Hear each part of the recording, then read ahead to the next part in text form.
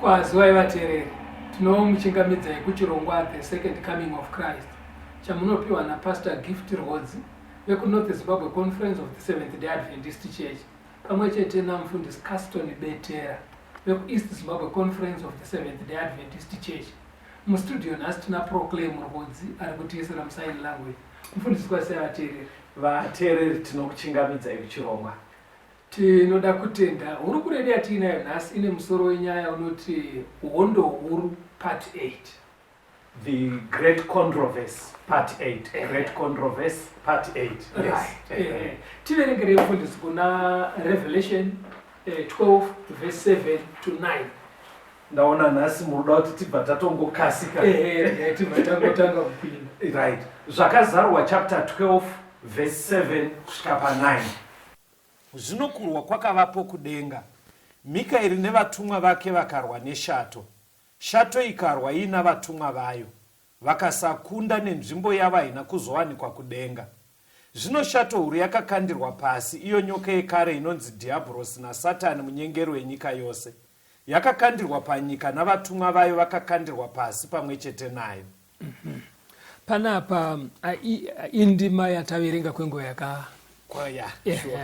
Saka tiri kuisirwa pachena kuti pane hondo yakatangira kudenga. Yes. Hondo iri kurwa pakati paKristu naSatani. Yes. Patakambodzidza kuna Isaiah chapter 14. Yekuti Satani akada kukwidziridza chigaro chake. Takaisirwa pachena kuti chinangwa chake pahondo iyi, shungu dzake ndedzekuda kunamatwa. Satani. All right. Because paari kunzi wakavavarira kuinzana naMwari. Hakuzi kufanana naMwari paunhu hwake. All right. Okay. Ishungu dzekufanana naMwari pakunamatwa, pakuremekedzwa nemasimba. Okay. Iye asina chaakasika. Mwari anonamatwa nekuti ndiye musiki. Yes. Ndo zvinotaura shoko kuna zvakazarurwa 14. Yes. Nze namatai akasika. Yes. Saka iye akada kunamatwa asi asina chaakasika. Okay. Ndo shungu idzo dzadzina kumbopera. Achinadzo nanhasi. Saka arwiswa kudenga kwehoko. Akakundwa achibva adzingwa. Right. Ndokudzingirwa pano pasi. Saka unoziva kuti munhu kana uine muvengi wako, chese chine chekuita nemuvengi iyeye achitokubati zvakanaka. Yes. Saka paakauya panapa munhu asikwa, chimwe chinhu chaakasvikovavarira kuita kukanganisa ukama pakati pemunhu naMwari. It's okay. Saka ndokubva arunzira munhu kutadzira Mwari. Okay. Achiziva kuti kana munhu atadza zvinomusudurudzira kure naMwari. Ndito pabata. Saka chimwe chinhu zvakare chaakaitira sokudaro, anonzwisisa kuti chinonzi kunamata kuteerera. wokuti satani anonzwisa izvozvo. Anozviziva. Sekudzidza kwatakaita kuna vaRoma panguva yakapfuura. Anonyatsonzwisa kuti chinonzi kunamata kuteerera hakusi kungodaidza kuti Kristu Jehovha aiwa, asi kuti kana wadana zita saizvozvo zvaanenge ataura ozviita. Saka pakaita vanhu vaviri vanoti Kristu ari uku, Satani ari uku. Iwewe uri pakati uchidana zita raKristu asi pakurarama woita zvinodiwa naSatani. Shoko rinoti wauri kunamata chaiye ndiSatani. Kunyange uchideidza zita raKristu apa pakajeka ipapa. Saka ndiyo hondo yatiri mukati mayo. Saka Mwari vaona manje kuti ndo papaikira munhu apa. Vakanyatsoona kuti chimiro chapinda munhu nekutadza hachibudike nyore. Akasatobatsirwa kutofirako nokusingaperi. Saka chirega uone manje kuti Mwari vakapindira sei. Kuna Isaiah 53 pavhesi ya6. Isaiah 53 vhesi ya6. Right. Isu tose takanga takarashika samakwai, takatsauka mumwe nemumwe nenzira yake, asi Jehovha wakaisa pamusoro pake kuipa kwedu tose. Saka vanhu, because akatanga kutadza ndiAdamu naEva, but vana vavakubereka nesu zvizukuru zvacho tinotoberekwa takarerekera kukuita zvakashata. Ndo zviri mumunhu. Wakamboona kuti chinhu chakanaka mumunhu anotodzidziswa. Ndizvozvo. Asi chakaipa anongochigona chisina kana manotsi aari kuvereka. Saka Mwari ndokuti munhu kuti abve ipapo pachimiro icho chechi zvinotoda kubatsirwa. Ndo zvakauyira Kristu. Ndiye ari kutaurwa pana Isaya kuti akatora kuipa kwedu kwese akakuisa pamusoro pake. Handiti zvona. Saka chakakuvadzirwa Kristu pamuchinjikwa yanga riri zano rekuponeswa kwemunhu, kuti agone kutora chitema kubva pandiri, kubva pauri, kubva mupasi rese choenda paari. Pane pfungwa yamuri kutaura ipastor. Ndo zvazvitori here kuti manga mapinda munhu akwanise kutomboita chakanaka pasina Kristu? Inyaya yekuparidza here kana kuti because muri pastor ka pane nyaya yekuti munenge muri kuadvertisa Kristu wenyu kuti vanhu vamufarire? Ndo zvazvitoriwo here kuti munhu ari ega pabudike?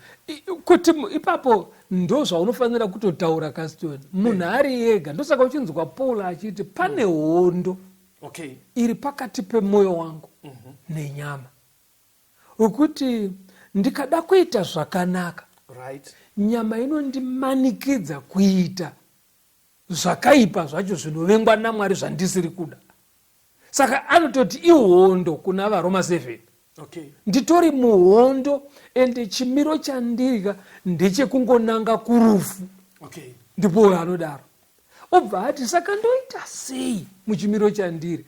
Anonopedzisa pavhesi 24 otiye Mwari ngaavongwe nokuda kwaKristu. Saka ndo zvakavinga Kristu zviri kutaurwa pana Isaya.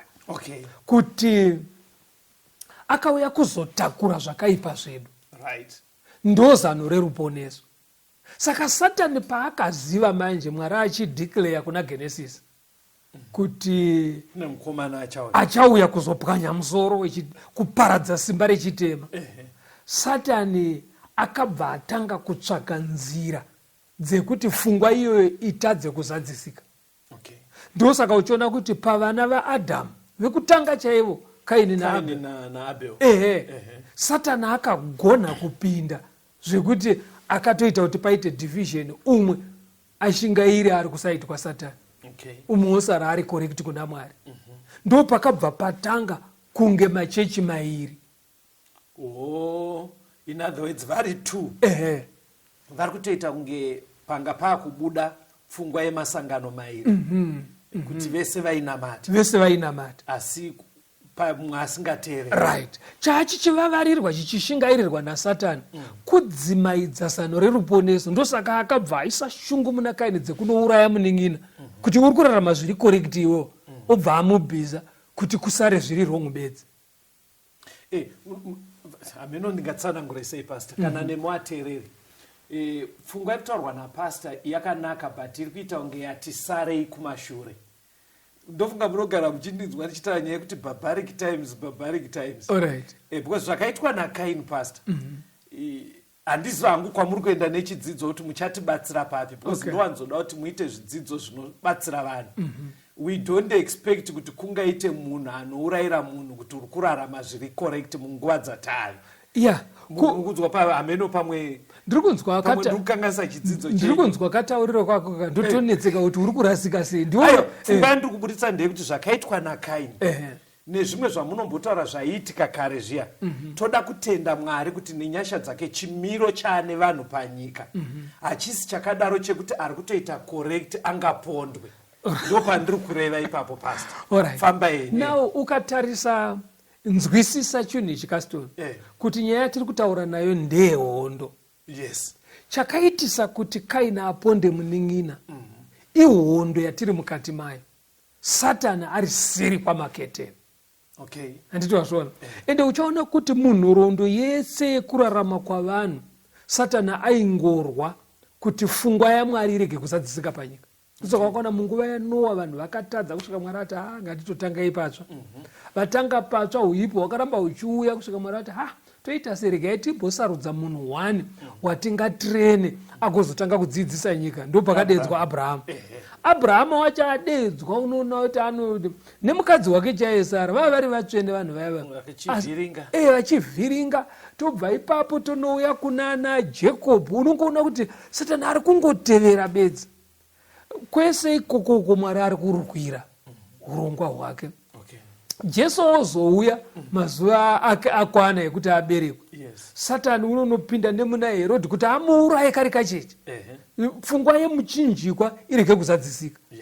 Agoti naye mumazuva eministry yake achimusotesa achiita se chero akuenda kunofa pamuchinjikwa chaipo. Satani aimunyomba nenzira yekuti aifanira kuti tachiramwawo siya. Handiti wapaona. Asi Jesu haana kudaro. Chimira unzwe pana vaFiripi chapter 2 verse ya 5 kuenda pa 11. Zvese izvo zvakaitika Satani akakundikana kubvisa Jesu pazano reruponeso. Right. VaFiripi 2 verse ya 5. Ivai nemwoyo uyo wakanga uri muna Kristu Jesuwo, iye kunyangwa akanga akafanana naMwari, haana kuti kuenzana naMwari ndechinhu chinofanira kubatisiswa, asi wakazvidurura iye akazviita muranda, akafanana nevanhu, akati awanikwa nemufananidzo womunhu, akazvininipisa, akateerera kusvikira parufu, irwo rufu rwemuchinjikwa. Saka Mwari wakamukudza zvikuru akamupa zita rinopfuura mazita ose, kuti muzita raJesu mabvi ose afugame, evari kudenga nevari panyika nevari pasi penyika, kuti ndimi dzose dzibvumire kuti Jesu Kristu ndiye She, kuti Mwari Baba arumbidzwe. Right. Panapa uri kuona katauriro kari kuita Paul kuna vaFiripi. Ari kuti iwo torai moyo sewaive muna Kristu, wokusaita chiramwa. Number 1. Plus Jesu aive Mwari. But paakauya haana kufamba akangobata ndiri Mwari, ndiri muimba yeushe. Aitozvininipisa. Handiti wazvoona. Achiziva kuti chandiri kuvavarira ndechekuponesa munhu. Akatsungirira achiitwa zvese zvaakaitwa. Unoziva kuti zvakaitwa Jesu dai aive munhu airamwa. Bozi unongoitoziva kuti simba rekugadzirisa ndinaro. Ende auya pano pasi vanhu havana kutombomugamuchira. Unoziva kuti ari mwanakomana waMwari kwakunoberekerwa mudanga. Unoziva kuti isusu toziva kuti patsika wherever you go, munhu mukuru kana achisvika vanhu vanogadzirira. Ende anochingamidzwa oiswa pakanakawo. Handiti wazvoona. But handiwo magachirirwo akaitwa Jesu. Aigona kurama, but Bhaibheri riri kuti akatsungirira chero vandishaira havo pekuti ndiberekera. Alright. Andinozvona ukutarisaone dai Jesu nyika yaimutora sematorero ainofanira kuitaka angadai asina kukurira paNazareta. Unoziva musuyo wadedzwa Filipi Nathaniel chingabude paNazareta. Andinozvona but akatsungirira ari ipapo. Pastor, ndakunzwa zvakanaka. Chitaurai kudai kuvateereri. Ndanzwa nyaya yekutsungirira iyi. Right. Chandinoda kuti ibude zvakanaka ameno kwamuri vateereri. Kangani muchinzwa vaparidzi vachikuti ngatitsungirirei vanhu vaMwari, ngatishingei nemabvi, ngatitsungirirei. Saka handisina kuti tiri muno mustudio muite kunge one of those sayings kekunge kungovaraidza vanhu. Kungoti zvinoda kutsunga because ilanguage inongotaurwa anetswa nemuchato zvinoda kutsunga, anetswa nemari zvinoda taurai kutsunga uku in the context yehondo huru iyi. Nyatsotaurai vanhu vazvibate kasangoita kunge kasaying kamajaira semapasta. Nyaya iri kubuda apa Caston ndeyekuti muhondo yatiri haisi hondo yekuti rova netsvimbo pfura nebvute aihewa. Ihondo yemaitiro nemararamiro. Paine kafambiro kanofanira kuita munhu. Saka Satani muhondo iyi anogona kuronga amwe mamiriro ezvinhu anoda kumanikidza munhu kubuda munzira yaanofanira kufamba mairi. Iri correct. Sekumanikidza kwaidaita Jesu kuti abve pazano remuchinjiko reruponeso. Saka Jesu manje ari kunzi akatsungirira kufamba munzira iri correct kunyangwe zvanga zvichirema. Kunyangwe aigona kungororamwa kuti ndinganzarwe ine ndiri mwana waMwari. Saka isusu manje tichasangana nenguva dzakaoma ende dzogona kuburukira pamawanire emari, pakuroora kana kuroorwa, pamawanire ebasa. Pane zvinongokandwa munzira yemunhu naSatani kuti abve awane chinhu chacho kana nzira isiri correct. But iwewo manje unofanira kuti aiwa ndokarwirwe kohondo yacho. Satani pamwe pacho anotohwina munhu nekawaniro kaaita basa nekaroorero kaaita atohwina pahondo nemunhu iye andoziva kuti uyu mweya atauraya. Saka vanhu ngavatsungire vari pari correct voramba vari. Pastor mirai timbonzwa kamwe toya toenda. Umtewera kweseko ndazita kumusimbira gotondera kundifira pamchinjiko weKalvari Jesu anditungamira rendo rese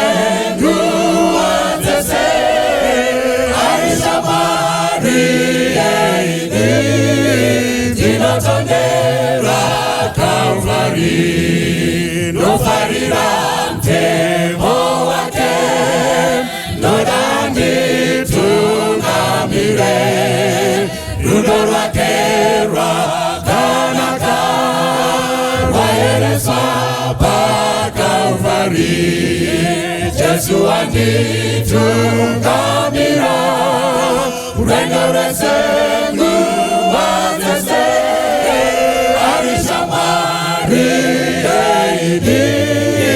Dinotondera Kalvari dinofamba ndisingachi nofarana Kristu Petro nosimbira ndichaona shamari yepaKalvari Jesu anditungamira rendo rese nguva dzese arishamari yeidi ndinotondera Kalvari. Muchingamidza yavateereri tichienderera mberi nehurukuro yedu hondo huru part 8 the great controversy. Titungamirei pastor. Alright, handei pamberi taona isusu kuti hondo yakatangira kudenga. Right. Tobva yadzika pano pasi. Munhu achinyengerwa kuti atadzire Mwari. Mwari haana kuramwidza munhu, akaronga zano rekumutakanura kubva muchitema, zano reruponeso rakazadziswa paKalvari naJesu. Right. Ande pamberi Mabasa chapter 7 verse ya 59 na 60. Acts of the Apostles chapter 7. Vakataka Stefano achidana achiti, Ishe Jesu gamuchirai mweya wangu. Akafugama akadanidzira nenzwi guru achiti, Ishe musavapa mhosva yechivi ichi. Akati areva izvozvo akavata rufu. Now urikuona pahondo iyi Satani kudenga arohwa akundwa. Ndobva auya pano pasi ndobva abudirira kuti munhu atadzire Mwari. Mwari ndokuronga zano reruponeso. Satani ndokurwa naro asi Jesu akakunda. Okay. Pakufira munhu. Saka kuhwina kwaita denga manje ndekwekuti kufa kwakaita Jesu anenge atenda amugamuchira anowana ruponeso. Okay. Odzokera muukama naMwari. Wenga wapwanyika munhu akasikirwa kugara nekusingaperi. Zvanga zvavhiringwa nechitemo. Saka anenge atenda muna Jesu atorejesta kupinda paupenyu husingaperi. Okay. Saka Satani manje aona kuti ndatadza kuvhiringidza Jesu kuti Calvary isasadzisike. Iye zvinezvi ashifta pekurwira. Akurwa kuti nyaya yaJesu irege kuparidzwa kusvika kuvanhu. Na Jesu arohwa. Jesu abudirira pamuchinjikwa. Right, but zvafira kuti vanhu vauye kuruponeso. Exactly. Kana vaudzwa vhangeri. Saka akuda kumisa kuti risaparidzwe. Okay. Saka pakaenda Jesu kudenga manje. Kuburikidza nevatungamiriri vemuchechi. Vaiti kana vapostora vaparidza. Vombovabata, voiswa mujeri, vovabata, vombovarova, vachivachishidzira. Handiti wazvona. Persecution iyoyo vakatosvika pataverenga apa. Vakauraya Stephen. Unoziva kuti Stephen haana kuponderwa kubatwa nemukadzi womunhu. Haana kuponderwa kuba mumaraini. Kuroverwa kuparidza Jesu kwakutakwa kusvika afa. Okay. Kuitira kuti vamwe vanozvona kuti ndonyaya yakapondesa muchinda wewe akati Stephen akafireiko. Siyana inazvo izvi. Andiri kuona akaitwa. Kuti kubva matya. Kuti vanhu vabva vatya. Pastor, it's okay. Ndakudza kuti handisi kwamuri kuenda nenyaya yenyu. But inini pandirofunga nguva idzi dzekudhara ndochati chii chaive mupfungwa mevanhu. Kuurayira munhu nyaya yevhangeri zvinoramba zvichingondinetsa hangu. Saka ndichiappreciata nguva dzatakurarama yezvinezvi. Famba henyu muende mberi. Iwo Caston, ndoona sekuti paunoti uri karendika papo pangu pausingana zvimwe zvave unozvinzenga kuverenga. Unoziva here kuti kune dzimwe nyika nhasi kwekuti munhu akanzwikwa achiparidza Jesu anotourayiwa. Ayo it's unfortunate maybe nekusiyana kwema-religions. Ini ndikumboconsider kuri kungoti kusaidi rechikristu. Right. Kuri kusaidi kwechikristu ka handiexpecte kuti imimika mugouraya inini. Right. Kungoti pamwe wakanganwa ako amene vateereri pamunogona kunge makanganwa takambodzidza nyaya iyi pataidzidza kuna Daniel 7 tichinobatanidza nazvakazarurwa 13.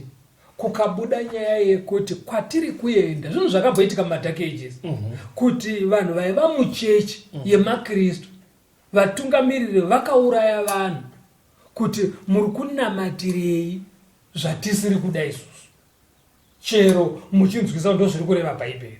Takanzwisisa kuti chimire ichocho chiri kudzoka futi kumberi uko kwatiri kuenda. Iyo lesson takaita pasi.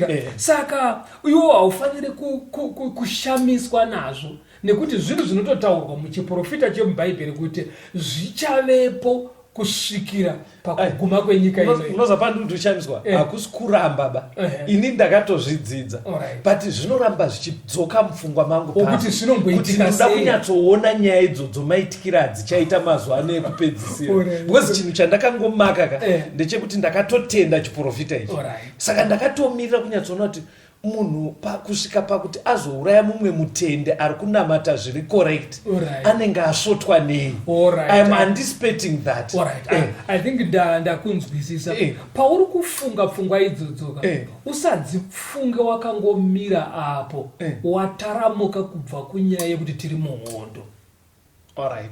Anditwa pabata. All right, Pastor, all right. Indapana mabasa 20 verse 29 na 30. Mabasa 20 verse 29 na 30. Right.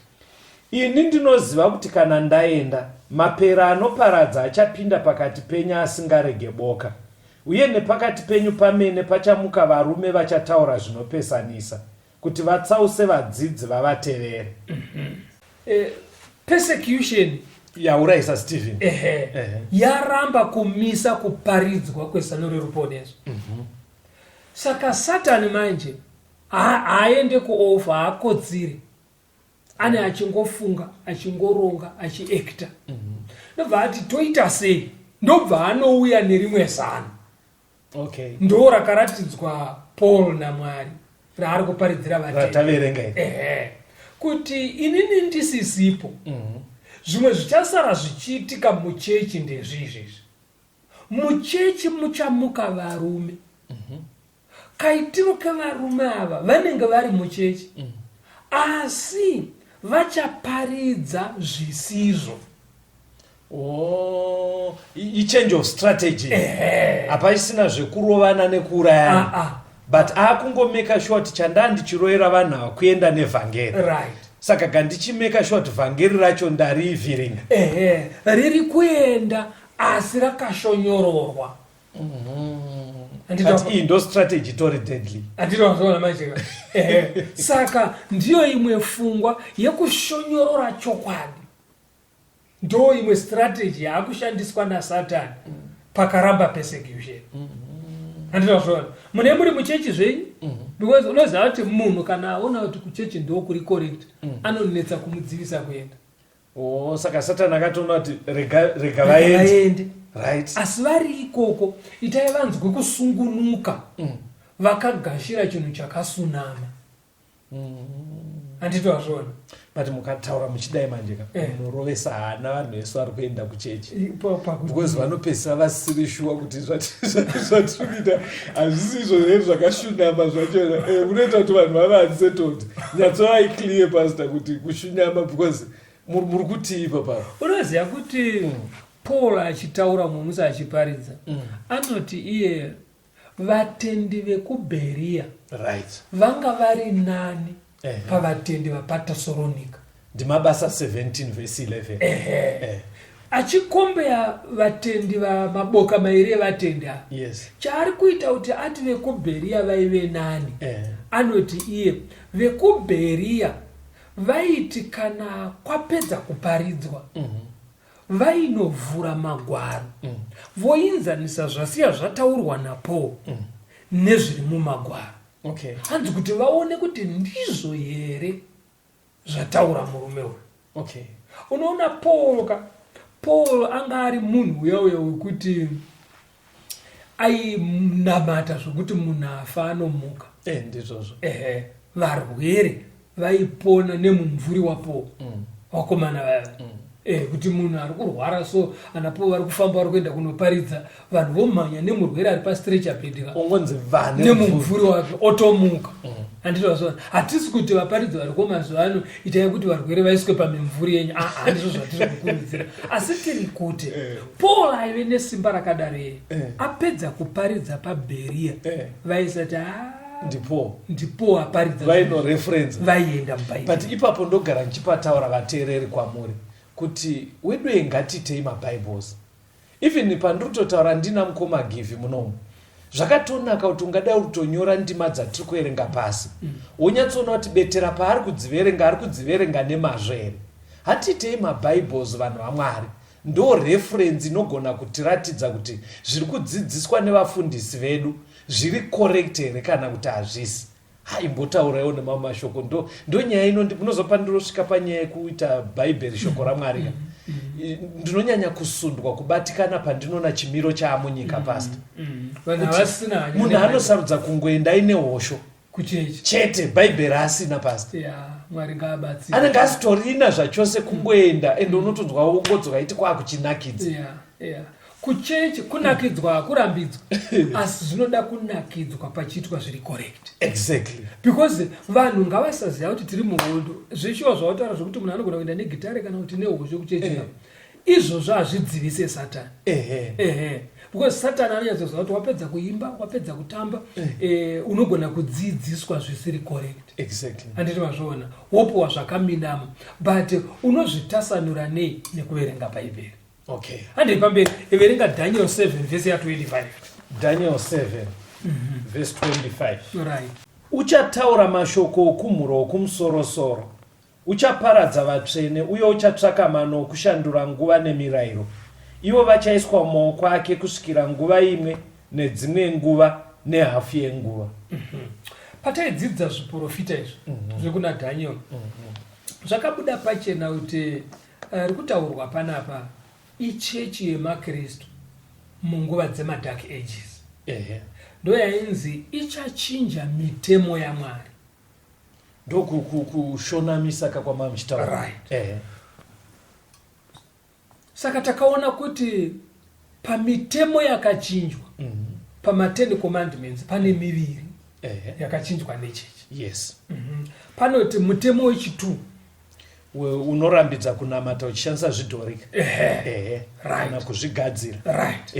Iwe unoti usaveze chinhu chakafanana nechiri kudenga, kana chiri panyika, kana chiri mumvura pasi penyika. Usapfugame pamberi pazvo kana kuzvirumbidza. Now kudenga ndo kuna pastor sorry. Vateereri pastor vanogara vachingotaura kuti mutemo wechipiri, mutemo wechinomwe, wechi imboudzai vanhu kuti inowanikwa kupi mitemo iyi. Because kune vamwe vachangoti joina chirongwa ichi vasingatozoti mitemo ine 10 inowanikwa kupi. Alright. Mitemo ine 10 vateereri inowanikwa pana Exodus chapter 20. Thank you. Saka mati wechipiri unorambidza kushandiswa kwezvidhori kana kuzvigadzira. Right. Whether uri kukopa chinhu chiri kudenga kana panyika kana pasi pemvura mamuchitsanangura tsanangura. Saka kudenga ndo kuna Jesu. Kune ngirozi. Kude mwedzi, zuva nenyenyedzi. Asisi panzvimbo imwe chete. Asi ndo zviri kudenga. Saka Mwari ari kuti usaveze chimwe chakafanana naizvozvo. Panyika pane vanhu. Saka chechi mumadark ages yakapedzisira vanhu vaakugona kusununguka kuvesa Jesu ari pamuchinjikwa. Zvekuti mutende anotopfugama pamberi paJesu ari pamuchinjikwa akaveswa kwakutonamata. Inini ipapapo vateereri ameno zvikutsanangurwa namufundisi pane zvidzidzo zvatakaita kumashure kuti Paul aprofita kuti ivana Paul vasisipo muchechi muchapinda dzidziso dzinenge dzakaminamiswa. Saka mufundisi ndofunga vangonokora chidimbu chimwe chete chekungoratidza kuvhiringwa kwakaitwa shoko raMwari. Saka muchimiro chekumadark ages mufundisi vari kutsanangurwa ndopakauya pfungwa yekuti zviri kurambwa nemutemo wechipiri wekuti pasagadzirwe zvidhori kana kuzvipfugamira, chingave chinhu chiri kudenga kumusoro kana panyika kana pasi pemvura. Ndopavari kutsanangura kuti kwakachitanga kugona kuitwa zvidhori kana zvaJesu chotovezwa chichipfugamirwa. It was an unfortunate period vateereri pakauya zvinhu izvi, but shoko raMwari rinoramba richitikurudzira kuti kakuita kakadaro muhondo iri kutsanangurwa namufundisi unenge watoenda kurutivi rwaSatani. Nekuti chinhu chinorambidzwa neshoko raMwari kuti munhu apfugame pachinhu chakavezwa, even chakavezwa chacho ari Jesu. Enderera mberi mufundisi. Umwe mutemo zvakare wakachinjwa pama10 commandments mutemo wechi4. Alright. Unoti vanhu but musati maenda ipapapo ndoda kungoedza kufunga scenario handisandamboiona iriko. Kuti maybe tinoita kutamba nezita raJesu kuveza ningi Jesu todaro. Ko vanhu vanenge vakangokurumbirawo muchivashandisa lesei muruda kudecorate pamunonamatira. Pandiri kuti vanhu vakakurumbira handisi kureva vari kwezvinezvi. Ndikutoreva vemubhaibheri sezvakaita ana Peter nana Paul, vana Mary, ana Daniel. Moita zvidhori zvavo zvichibatsira kudecorate.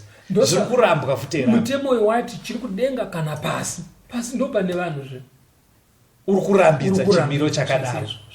It's okay. Thank you for clarifying. Mama kuenderera. Then mutemo wechi4 unoti iwo chengetai zuva rechinomwe ndo sabata raJehovha. Church munguva iyo yeMadark Ages ndiyo yakachinjanisa zuva rekunamata. Okay. Kubvisa pazuva rechinomwe remugovera kuisa pasande. andito zvona. Saka Paul ataura iye akati kuchamuka varume vanosvikopesanisa zvinhu zvaMwari. Okay. Saka zvakatiitwa muchechi izvi. Okay. Asi nhasi unoyo kwakazara vanhu makunun'une evanhu vanotochengeta sabata risiriro remubhaibheri. Kozi vanhu vanenge vakuzonodhonza mamwe mavhesi kuti auye avatsigire ipapo. Asi zvakatochinjwa. Pamakutaura nyaya yemutemo wechifo wesabata ndokukumbira ikandoda kumbopataurawo chidzidzo chenye kana tanzwa kambo ndoda kumbosopataura mbijana. Rambai muri pachirongwa vateereri, iye zvino tichambonzwa kambo. Rimwe zuva tichaenda kumusha wembiri, takapfeka nguo chena nekorona chene, tichakwira takananga kudenga kopenya, tonoimba nengirozi tese. Toimba haleluya, Isu torumbeta zitarake, toimbira tawedenga iengarumbidzwe nekusinga peri. Haleluya. Tichafara kumuona mununuri wedu, nemavanga emawoko nepfumo padivi, tichaziva nezverudo rwakatinunura, toruimba nekusinga peri. Toimba haleluya, Isu torumbeta zitarake, toimbira tawedenga iengarumbidzwe nekusinga peri. Haleluya.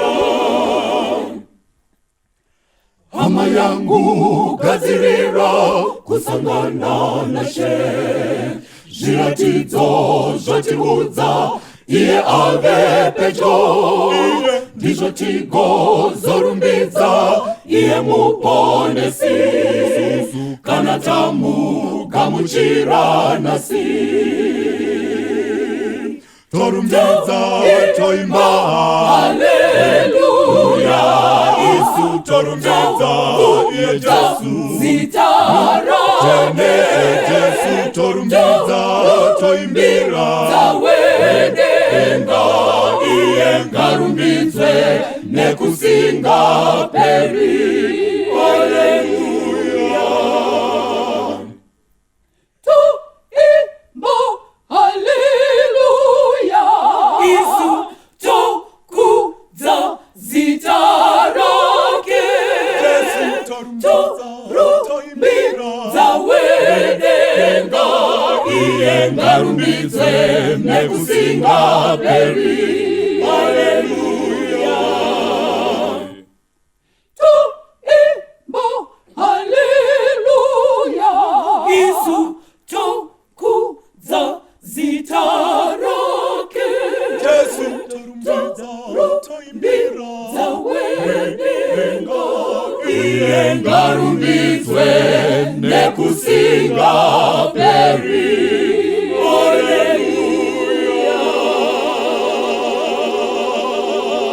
Tinomuchingamidzai zvakare teereri, tichienderera mberi nehurukuro yedu. Hondo huru part 8. Okay. Wanga wati iwe kasi pane zvauruda kutaura pamutemo wechina.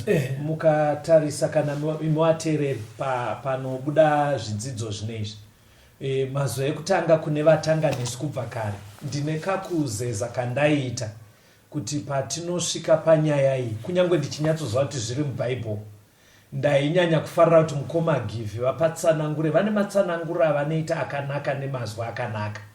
But ndakatozofara patinoona maresponse anobva kwamuri pamunobvunza about nyaya yesabata. Zveshuwa zvinoratidza kuti muri kuda kunyatsa kuziva chokwadi. But pari kuramba pachita unenge mubvunzo patinenge tichitaura nemi. Mubvunzo wamunoramba muchiti, but kalenda racho toziva sei kuti rinyatso rizuva rechinomwe nderipi? ani mazona ameno mungatibatsire here ipapo musati maenderera henyu mberi because mazvo ekutanga ndaizesa kuzvitaura because vanhu vateereri vedu vanotoziva kuti isusu tinoenda kuSeventh Day Adventist Church and vanotoziva kuti inoenda kuchurch on the Sabbath day which is Saturday but vateereri manje pavanenge vachibvunza zviri kubuda mubhaibheri nechiprofita kuti chechi munguva yemadhaki ages yane muzinda kuRome yakachinjanisa sabata raMwari ndobva yatora musi wesvondo kuuita sesabata ende vanhu vakawanda vofamba imomo. Saka mubvunzo unoyana vanhu ndokuti tinoramba chizizwa sei kuti nderechinomwe kalenda dzasiyana. Ingopataurai muchidimbu mufundisi ipapo. Chekutanga panyaya yemakalenda kalenda ratiri kushandisa izvinezvi ndiro kalenda Gregorian calendar raingoshanda even pakauya Jesu anditazvana ndo point number 1. Number 2 Jesu paakauya haana kusvikochinja kuteerana kwemazuva pafiki mazuva ari kungoteerana. Thank you.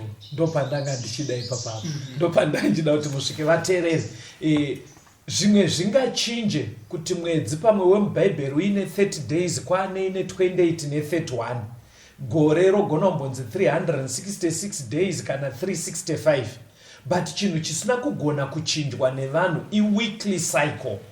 Vhiki rakasikwa naMwari rine 7 days nanhasi wiki ratinorarama rine 7 days.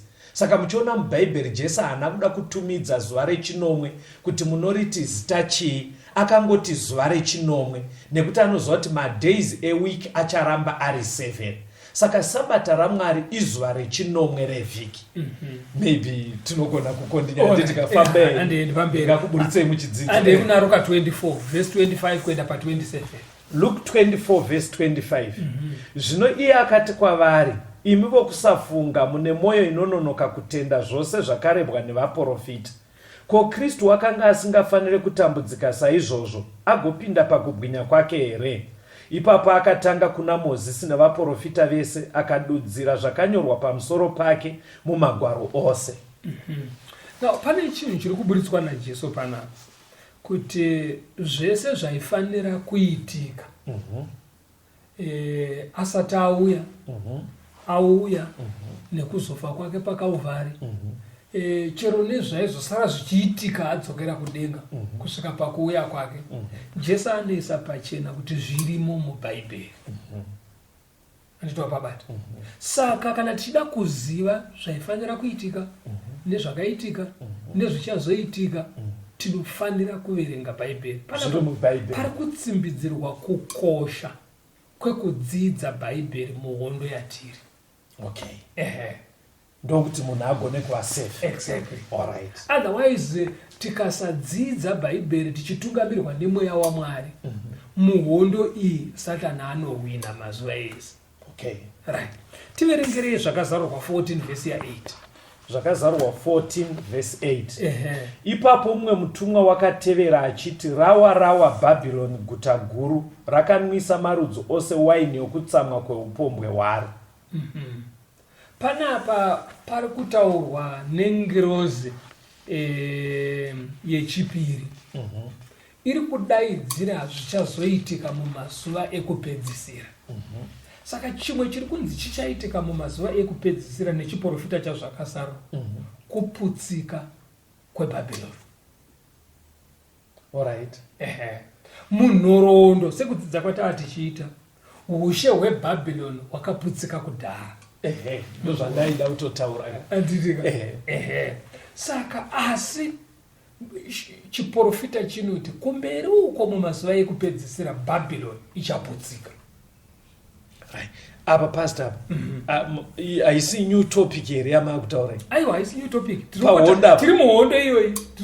Asi muhondo macho imomo muri kunzi chimwe chichaitika muhondo iyi kuputsika kweBhabhironi. All right, tirimo muhondo. Saka mai chatochirawe pastor tibatsire sinyatsozvoti. All right, tisatatsvaga kuti zviri kurevei. Hande kuna zvakazarurwa 18 verse ya 1 kuenda pa 4.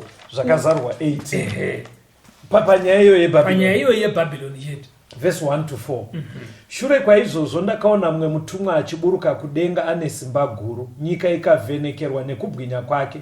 Akadanidzira nenzwi guru achiti, rawa Bhabhironi guta guru, yava nzvimbo munogara mweya yakaipa nenhare yemweya yese yetsvina, nenhare yeshiri dzose dzine tsvina dzinovengwa, nekuti marudzi ose akawa newaini yekutsamwa kwoupombwe hwaro, nemadzimambo enyika akaita upombwe naro, nevatengesi venyika vakafuma nesimba rekuzvirasha kwaro.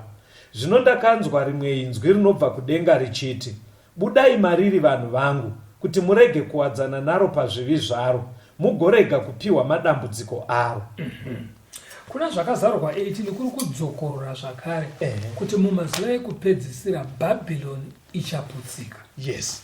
Right.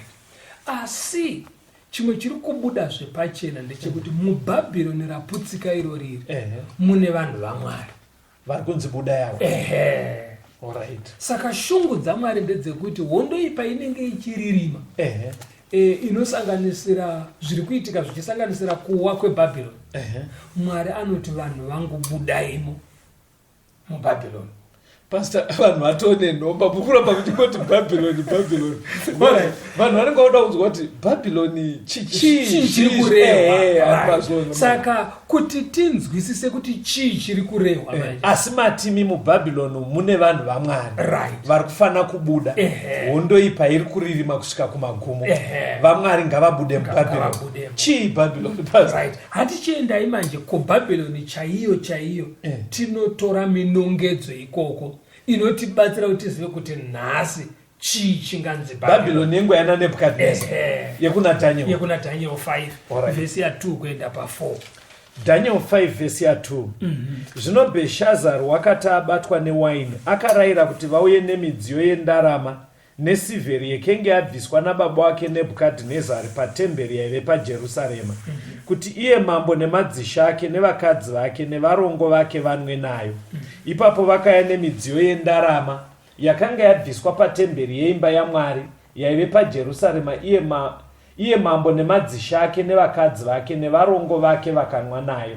Vakanwa waini vakarumbidza vaMwari vendarama nesivheri nendarira nedare nematanda nemabwe. Now tikadzokera kuBhabhironi chaiyo yes yaitongwa naNebhukadhineza. Nebhukadhineza afa. Pane nguva yakazotonga muzukuru wake Bheshazari Now Bhabhironi yekare yakawa yakaparara Belshaza achitonga. Anditika. Saka musi wayaparara Bhabhironi kwakaitwa bira randaverenga ke bira guru rakaitwa naBelshaza. Right. Kana tichiti bira ivara rinobva pakuti kupira mutambo wakaitwa but uine kupira. Dai anga ari kutaura kwevafana tingati ipati yakaitwa. Alright. Asi pati iyi yaive nekupira, yaive nekunamata mukati ndokupira. Anditozvo. Ari kunamatwa wacho panapa asiri Jehovha akasika. Hanzi pari kunamatwa vaMwari vezvifananidzo vematanda vakagadzirwa nesilva vakagadzirwa negold. Ndo vari kunamatwa papati. Yes, pastor. Anditozvoona. Ipati hombe. Chimwe chinhu chakakurumbira pabira iri kwanga kuri kunwa zvinodhaka. Yes. Saka ari kunzi mambo akanwa akadhakwa. Adhakwa manje ndo paakazorangarira panzi paine pfambi futika dzake nemakurukota ake vanhu vese vakakokwa ipapo. Yes. Saka adhakwa manje ndo paakazorangarira kuti sekuru vake Nebhukadhineza pavakanorwisa Jerusarema kare kaya vachinouya nevakomana vekuJerusarema senhapwa. Right. Vakanopaza mutemberi yaJehovha. Vakatora midziyo yaishandiswa kunamata Mwari wekudenga. Vakauya nayo ikasvorongedzwa kuBhabhironi. Ndobva yachengetwa. Yes. Saka Belshaza akati adhakwa manje ndobva ati imbonotorai midziyo iyaiya yakabva kuJerusarema tinwire doro redu imomo. Unozera zvinoita kudhakwa kunorerutsa zvimwe zvinhu unozati kapfungwa ikaka kasati kanyatsopera pandinoona hangu munharaunda mati saka zvine chinzi doro riwedzerwe kunaka here kuchinja magirazi ekunira kuti zvinokoitika anga adhakwa zvikanzi umari chaite kunwira matirumu torai kapu dziya dzamwari wekudenga okay ndobva dzauya kapu dziya saka paakadaro manje kudenga vakabva vati muchinde apindiridza afarisa ndo pakatumwa ruoko rusina muviri ruya rwekunyora pamadziro saka rwanyora mene tekere Dhanieri achizouya achidudzira kuti changamire mapindiridza sekuru wenyu. Sorry pastor, hazvisi muchidzidzo vanhu vaMwari pane zvese zvatinenge tichita mungave mukufara denga rinenge rakatarisa rinenge richiona kondinya yenyu pastor. Saka denga richibva rati mukasiya mukomana uyo achipfuura apa zvatoshata.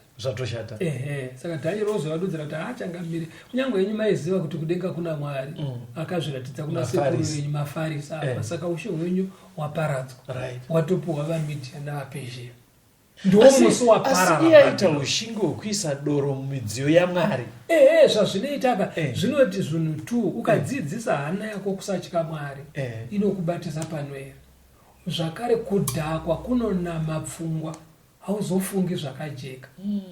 Saka uchiona kuti vanhu kwese kwavari hazvinei kuti uri ani, kudhakwa kwakaipa kunonama pfungwa hakukusii uchifunga zvakanaka. Saka ndo maparariro eBhabhironi. Ndo maparariro akaita. Saka toda kudzoka pamataura emipanzi nechiprofita mumazuva ano ekupedzisira pari kuenderera hondo iyi pakati paSatani naJesu. Nevanhu vanoda kuteerera Jesu pane hondo iri kuririma but padedzerwa kunzi Bhabhironi rawa. Ndobva panzi muBhabhironi mune vanhu vaMwari vari kufanira kubudamo. Kuti chii manje basa? Muchaona kuti pakaparara Bhabhironi iyo musi kwaive paitonamatwa. Yes. Anditwasvona. Ekunamata painamata. But pane kanamatiro kakaitwa muBhabhironi musi waraparara. Kunamata kwacho kwaizanganisa kunamata zvifananidzo. Right. Pachishandiswa midziyo yaMwari asingadi zvifananidzo. Saka pakazangana kunamata Mwari wechokwadi newenhema. Kutora doro risingadiwe naMwari wekudenga. Right. Asi morinwira mumidziyo yaMwari wekudenga. Saka pakazanganiswa manamatiro. Truth and error. Saka kanamatiro ikako manje kakaitwa muBhabhironi musuru. Kanonzi Bhabhironi kana tiri kutaura zvemweya. Okay. Saka kana zvichinzi Bhabhironi rawa kuratidza kuti panyaya dzekunamata papinda manamatiro seakaitwa muBhabhironi. Kuzanganisa chokwadi nenhema. Ndo manamatiro aya akataurwa naPaul aya kuti kana ine ndisisipo kuchapinda varume pakati muchechi vachiuyisa zvichokwadi nenhema zvozanganiswa. Anditwasvona. Mukasiya pakadai ndikuona nguva yedu yafamba pasi. Mune mienzaniso here pasi? Mienzaniso yakawanda. Ndo paunoona kuti pane manamatiro ekuti iye yatapedzera taura muchikamu chapfuura yekuchengeta Sabata. Vanhu vanonamata Jesu, vari kunamata Kristu, vari kunamata Mwari wekudenga. Asi Sabata havachachengetera Kristu, vanochengetera kaiswa nechechi. Ipapo pasiyei muexample yesiyei vanhu vari kuidzeya iyo. Koita futi vanhu vachifunga nezvainyaya yeSabata. Vanhu vachinamata Mwari wechokwadi vanodya mbewa nenguruve. Anditwasvona. Bhaibheri rinatotaura clear. Siyana ine nguruve, siyana ine tsuro. Vanhu vanodya zvese izvozvo, nguruve, tsuro, muramba. Vanodya vakasungunuka kutochengeta nguruve nembira pamba. Vachitonamata mufundisi achitonamatira tsuro dziri kurambidzwa naMwari. Handiri kuonaka. Saka ndezvimwe futi zvinosanganikwa nani nazvo. Maybe kana muine zvimwe maexample tu pastor nguva yedu iri kufamba. Mwari anotiye murume mumwe nemumwe ngaite mukadzi umwe chete. Mukadzi aitiwo murume mumwe chete. Ati munhu anenge aine Hobho neFarari aitonzi baba Jeremiah ane vakadzi Hobho. Saka kunamata kwese kwakadai. Achinamata. Achinamata. Pakunamata zvinodiwa naMwari. Pakunamata Mwari anongoda kuti murume 1 nemukadzi wake 1. Anditwasvona. Asi manje varume vaitaurwa naPaul vaya vanongosvika kuti aiwa zvese zvosanganiswa. Alright, Pastor. Asi Mwari ari kuti vana vake manje ngavachibuda pamasituation akadaro. Toda kutenda nekutsanangura kuri kuita pastor. Chinhu chimwe chete chandokumbira kuti muchingotaura musati maoneka vateereri. Pane chimwe chidzidzo chatakamboita kumashure kubva kuvateereri kukayamubvunzo wokuti zvechokwadi zviri kureva shoko raMwari ndiri kuzvinzwa. Ko zvakaipei kuti ndiri kwandiri kuno kuri wrong nditry kubatsira vari kuno tiite zviri correct pane kubuda zviri kureva Bhaibheri. Bhaibheri ratibudai pakadaro but kuvateereri kune imwe pfungwa yekuti aiwa kubuda handisati ndauda kubuda, ndoda kuti zvandanzwa nditry kuti zvireforme kwandiri. Mune yambiro here yamungangopa musati maoneka? Handizivi zvangu Caston. Asi wapinda mukombi wazoona kuti kombi iri kuenda nekudema iwe uruda kuenda kuNorton woti ndida kuti kuconvince driver kuti akone aende kuNorton handisi kubuda muno mimi kana kubudirira pamwe unogona kungoenda simba racho asi Mwari ari kubuda. Pastor, toda kutendai vateereri, budai muBhabhironi. Pano pamuri kuona pachena kuti pari kuzanganiswa chokwadi chaMwari nenhema. Maitire iwayo muhondo yatiri, imwe strategy iri kushandiswa naSatani kuti vanhu vakawanda vagotadza kuponeswa. Tinenge tichitoita zvekunamata asi tichizanganisa chokwadi nenhema. Mwari ari kutipa mukana, vana vangu budai muBhabhironi. Onekai vateereri. Vateereri, tinotenda nekuva nezvi pachirongwa. Batai nharedzi mutibate tirambe tichikurukura zvinezvi. 0774 651 181 0774 651 181 kana kuti 0716 452 086 0716 452 086. Mwari vave nevi, tigosangana muchikamu chinoteera.